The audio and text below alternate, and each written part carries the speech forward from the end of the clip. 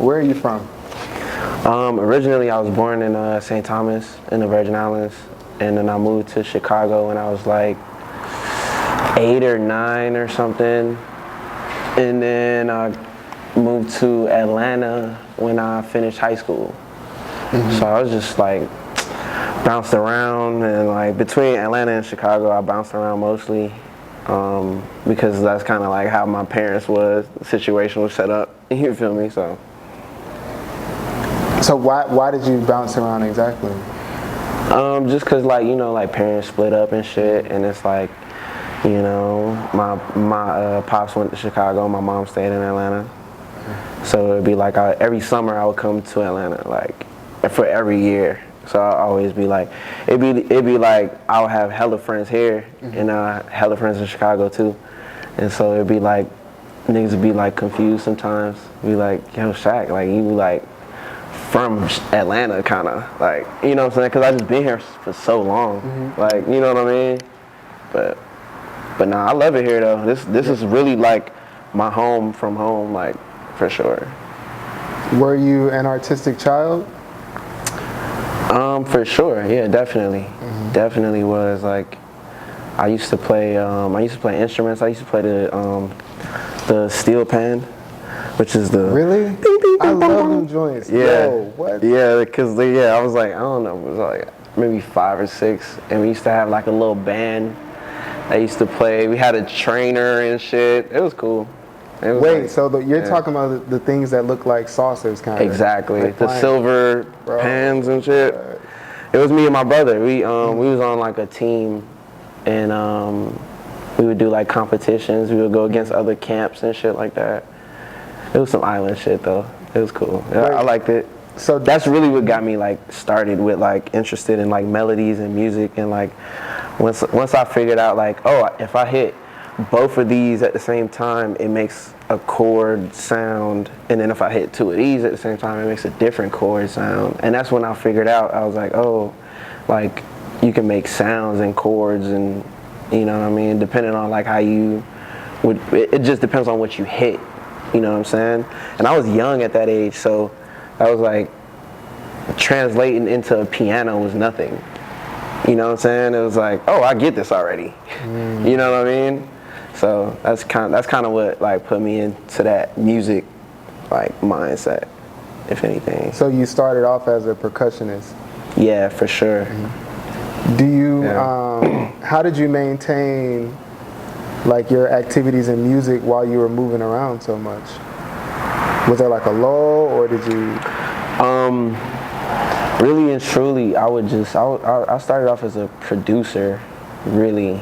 So moving around was more like I'm just bringing my laptop. You know what I'm saying? It's like everywhere I went, because it's like either if I was in Chicago, if I came to Atlanta, it's like when I came here, it was like the sounds just changed. You know what I'm saying? Like when I was in Chicago, it was more drill, and then when I came here, it was more like a slower tempo 808s and shit like that. So it was really just me bringing my shit everywhere, bro. I just brought my laptop everywhere, bro. Like, you know what I'm saying? Then my big brother had gave me Fruity Loops, like one of the first versions of Fruity Loops, and that's how I got started. And ever since then, I was like, I'm a producer. Like, I just brought my shit everywhere, pretty much. Like, you know. But then when I came, when I moved back and forth, it was like you could hear it. Like you could hear it in the sound. You know what I'm saying? How old were you when you made your first beat? I'll probably say like, for real, like a real actual beat that I would play someone, or like just some like clinkety clanky shit. That you played to your friends, it was recorded? Oh, probably like 13 or 12 or something, 12 or 13. I remember like playing like, I used to play a lot of my shit first for my stepmom, cause she used to like sit in the kitchen, and where my speakers and shit was set up, it was like in a den. So she would hear everything first, like while I'm cooking up. So she was like, I would always just be like, yo, what you think of that? And she'd be like, I don't really like that, man. And so she would tell me first before anything, and then I remember she had told me like a couple times. She was like, "Yo, I like that one," and I was like, "Yeah, that's the one." That's the one. Cause she would be honest with me. She would be like, "Nah, I don't like that one." She'd be like, "That shit's kind of, you know." But you know, you be needing that kind of criticism, you know. Do you come from an artistic family? Yeah, for sure. My dad was a DJ, and my granddad, who actually just passed recently, but he was a music promoter in the islands. So he used to promote, like, he used to bring a lot of Latin bands and stuff to the islands, and he used to like promote music, promote clubs and shit like that. And then it trickled down on my dad was a DJ, and he like had hella records, and he would put us on to hella music. And then yeah, and then I say I would just shit. I just went from there for real. But definitely I got it from there. You know, that side for sure. Did your father pursued a music career? Like that was his job? Yeah, he was a DJ. He was a DJ when he was like 13, and he was a DJ. Like he used to DJ like nightclubs and shit, like at a young age. And I think he stopped when he was like 16 or 17 or something like that. He told me, but he just never like pursued it, but it was always like a thing that he loved, you know what I'm saying? So, but yeah, I always wonder about that. Like, do he be thinking about that? Like, you know what I'm saying? Like, do he be thinking like, damn, I could have been DJ Khaled, like, like, you know what I'm saying? Like, damn, I could have been We the Best, like, if I just stuck to it. That was funny. So how does your family feel about your music career? They love it, honestly. They didn't at first, but it was kind of like one of them things you just had to prove that you were gonna do. Mm-hmm. You know what I'm saying? But they love it now, cause it's like it's all up and up. We serious. Like everybody see that everything is serious. Like we militant. Like you know what I'm saying? So they like, okay, he's actually gonna do this, like no matter what. So we might as well just support. You feel me? At that point, yeah. And so you started. You made your first beat at 13. Mm-hmm. When you went to high school, were you like focusing on like building your skills in music, or were you trying to go to college? I was completely focusing on building skills in music. I did get like accepted to college and shit like that, and then I remember like that summer, like hella homies was going off to college and shit, and I was just kind of like at home for summer, and it was like, damn, this sucks. But I had like like my plan was to move to Atlanta and come to school here for audio engineering, and so that was my plan. I was like, bro, if I'm gonna invest or be in debt for anything, I might as well be in debt for something that I want to do, you know, that I want to do for real, you know what I'm saying?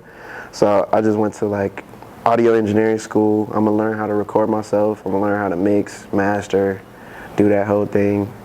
And from there, it just like propelled my stuff, because not only like was I learning like the craft and shit, but they taught me a lot about like music business. They taught me a lot of networking. They taught me like, you know, how to like do business with certain people, like, you know what I'm saying? Like it's like stuff that you really can't learn if you just not around that all the time. Like the people that I went to school with, we're friends to this day, and we're all like in certain parts of the industry like that. It's like, you know what I'm saying? So it's like, it's cool to see like the people that stick to it, you know, because it's been what 10 years maybe, and I still bump into the same people, same circles all the time, like, you know what I'm saying, same people getting bigger, and they just growing, and we seeing each other grow together and shit like that, and that shit is like cool, you know.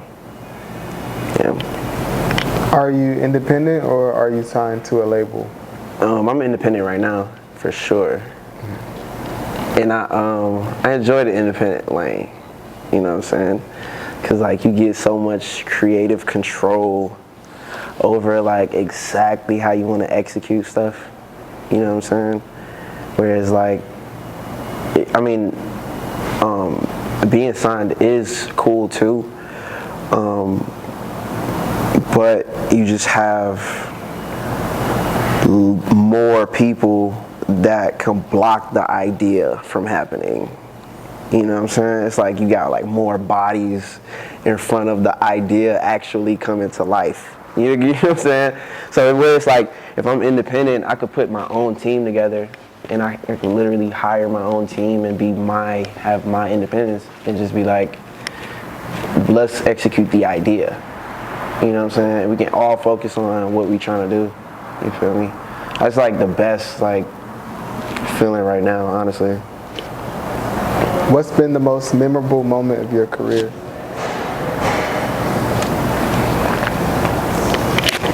Meeting Jermaine Dupri. Oh, when you met Jermaine Dupri? Yeah. It was a vibe, huh? That was fire because I was like, damn, bro, you such an Atlanta legend, bro. Like, I'm like, damn, I'm just like here, I'm just Shac, bro. You know what I'm saying? But he's a cool thinking man. Like, but yeah, I remember like just like watching his whole thing like as a kid.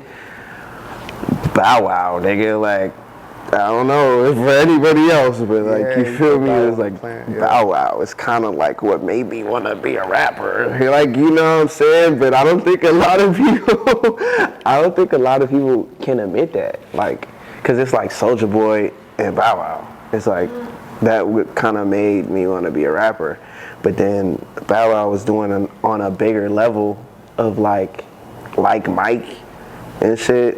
You know what I'm saying? So yeah, so it was like, you know, for Jermaine Dupri and shit, I was like, damn, bro, you were really like one of the goats, like Atlanta goat. Like if it was a Mount Rushmore, you probably would have his face on the Atlanta Mount Rushmore for sure.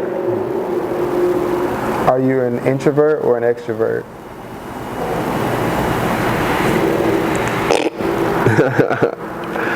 I don't know. That's like extrovert?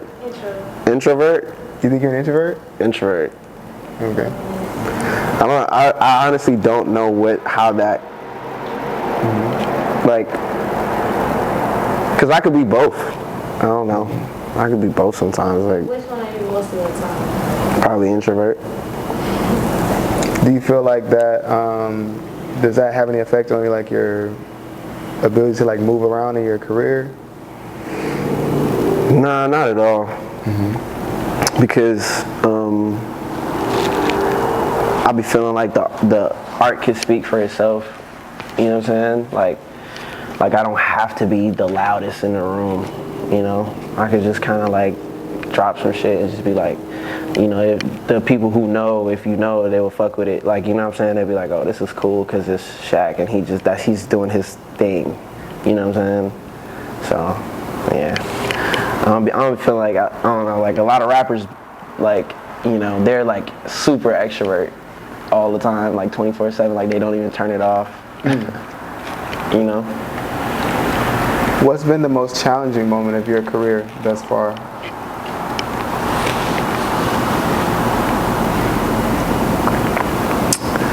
The most challenging moment would be like getting people to see the vision. You know what I'm saying? What I've learned through like the majority of this process is like you literally just gotta show them first, and then they gonna get it like later. And it's like you could try to explain. It's like, oh, this is the idea. We could do this. Like, you know what I'm saying? It's like, but you just gotta show them first, and then it's like you come to them and say, hey, look, this is what I did, and then it works better. So that's been a challenge, bro. Like, just, you know, because even like as an artist, like I have like multiple like things that I'm into, like design, you know, photography, you know, clothes, like just everything, honestly, like anything related to like art, like I have like a very niche perspective on, you know. So I don't know what the fuck we was talking about. What's your favorite art form out of all of those? Out of all of them, definitely music, for sure. Music? Yeah, for sure. Yeah. Who's your favorite musician? Right now, or just forever? Just in general. Just in general? Me. Everybody says the same exact thing. Damn. And I should have said something different then, huh? There's a trending personality here, actually. Yeah, it's very narcissistic. Yeah. No, but that's dope though. It should be you. I mean, nah, honestly, my number one artist that I pull most inspiration from is probably Kanye West. For sure. Like, from, like, growing up to, like, now. Like, you know what I'm saying? Like, that whole, like, graduation, 808s, heartbreaks, all that shit. It's like, yeah, that kind of, like, the whole, like, after, we were just talking about this, the whole, like, after Kanye, and then Cudi, and then Travis, that whole, like, wave of music kind of like created Shac, you know what I'm saying, for sure. Yeah. How did you create your stage name? Honestly, my little brother did. Yeah, he was like, bro, Shac from the 3, bro, that's you, bro, like, you know what I'm saying, like, you from Chicago, like 773, you know what I'm saying, but you from Atlanta, you want to let niggas know where you from. He gave me this whole explanation one day, and then he said it in a bar, because my little brother was making music at the time too, and he said it in a bar, and it was like, it just stuck, and it just fit. It just like, yeah, it was like hard, and I was like, damn, I like that, and it just stuck, you know. Do you have any projects that you're working on now that you want to talk about? Yeah, definitely. I have my new project that I'm about to drop. It's like, I've been working on it for like a long time. It's been really like something precious to me, because like it's more like a mixture of like R&B and trap stuff. But like I feel like I've went through enough stuff to actually really experience, like put something into a project.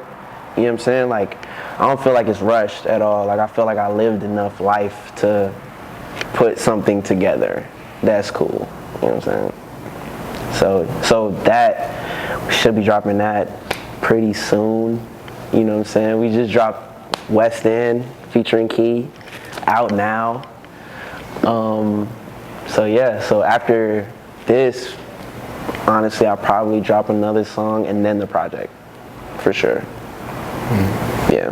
And so what was the process like for making that? Like, were you just like in the studio constantly? Do you feel like you just spread it out? Like, what was the reason why? I feel like I was definitely in the studio constantly. I just think I make a lot of songs. Like, you know, someone pointed out to me recently that I had 1,000 songs on a file. Yo, that's hard. And I was like, bro, I didn't even know it was that much songs, bro. And they're like, bro, you gotta organize this shit, bro. I'm like, I didn't even know I was going that crazy. But like, since I started making music until now, it's like, yeah, that makes sense. Like 1,000 songs and some change. Like if I made like 100 or a couple, you know, a year or whatever, you know. But I'm like, damn, that's a lot of songs. So, yeah, I'm sorry. What was the question? So for someone who's watching this that may aspire to do the same things that you do, yeah, what piece of advice would you give them on their road to success? Never give up, bro. Just keep tunnel vision, you know. Your vision is your vision, you know, and people not gonna see it. People not gonna see it at first. They gonna crucify you. They gonna say you crazy, or they gonna call whatever you're doing whack or whatever. That's always gonna happen, but you just gotta like go straight for what you believe in. You know what I'm saying? And you gotta do it with like heart and bravado. You gotta do it with confidence. You have to do it like you know you gonna make it, no matter what. Because any kink in your armor is like, niggas is gonna tell you, oh, they gonna break you down easily. You know what I'm saying? The first thing that happens, you just gonna stop doing what you trying to do. So you gotta like be fearless. You gotta attack that shit.